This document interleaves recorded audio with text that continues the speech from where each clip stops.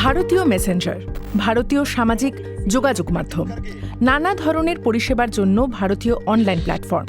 বহু বছর ধরে দিল্লির সরকার বিদেশি ডিজিটাল পরিষেবার বিকল্প তৈরি করার চেষ্টা করছে, কারণ দৈনন্দিন ডিজিটাল জীবনে এখনও আধিপত্য বিদেশি সংস্থাগুলোরই। এই উদ্যোগের নাম আত্মনির্ভর ভারত।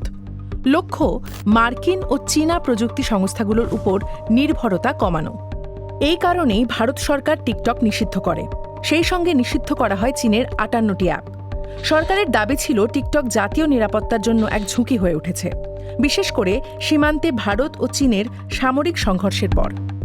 তখন এটা স্পষ্টভাবেই একটা রাজনৈতিক সিদ্ধান্ত ছিল। সীমান্তে চীন ভারতের সংঘর্ষই এই সিদ্ধান্তের কারণ। সরকারি যুক্তি ছিল এই অ্যাপগুলোতে তথ্য সুরক্ষা ও নিরাপত্তার যথেষ্ট মানদণ্ড নেই। ব্যবহারকারীদের তথ্য কিভাবে ব্যবহার করা হচ্ছে তা নিয়েও প্রশ্ন ছিল। কিন্তু আসলে এই অভিযোগ ভারতের অনেক অ্যাপের ক্ষেত্রেও প্রযোজ্য।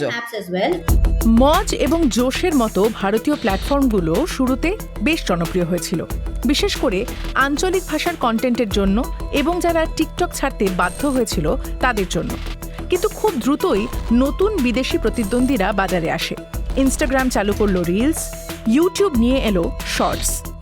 বেশি দর্শকের কাছে পৌঁছানোর সুযোগ থাকায় মার্কিন প্ল্যাটফর্মগুলোর সঙ্গে পাল্লা দিতে পারেনি ভারতীয় মাধ্যমগুলো। কৃত্রিম বুদ্ধিমত্তার ক্ষেত্রেও ভারত নিজেকে একটি গুরুত্বপূর্ণ শক্তি হিসেবে প্রতিষ্ঠা করতে চাইছে, তৈরি করতে চাইছে নিজস্ব উন্নয়নের পথ। আন্তর্জাতিক এআই সম্মেলনগুলোতে দেশটি নিজেকে গ্লোবাল সাউথের কণ্ঠস্বর হিসেবে উপস্থাপন করে। বার্তাটা হলো, এআই এর বৈশ্বিক নিয়ম শুধু যুক্তরাষ্ট্র, ইউরোপ বা বড় প্রযুক্তি সংস্থাগুলো ঠিক করবে তা না। ভারতের মতে এআই ক্ষমতা অল্প কয়েকজনের হাতে কেন্দ্রীভূত হওয়া উচিত নয়। ন্যায্যতা, পক্ষপাতহীনতা, তথ্যের গোপনীয়তা এরকম কিছু মৌলিক নীতি অবশ্যই মানতে হবে। তবে সেই নীতিগুলো কিভাবে বাস্তবায়ন করা হবে সেটা অনেকটাই নির্ভর করে যারা এই প্রযুক্তি মোতায়েন করছে তাদের ওপর। কারণ অতিরিক্ত নিয়মকানুন থাকলে নতুন কিছু তৈরি করা কঠিন হয়ে যেতে পারে। তবে এখন পর্যন্ত ভারতের এআই কর্মসূচি বিদেশি কাঠামোর উপরই নির্ভরশীল।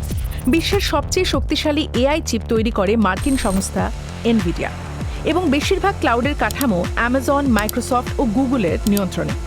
প্রধান এআই মডেলগুলোরও বেশিরভাগ এসেছে যুক্তরাষ্ট্র ও চীন থেকে। ভারত নিজস্ব মডেল তৈরি করতে চায়, যাতে দেশের ভাষাগত বৈচিত্র্য প্রতিফলিত হয়।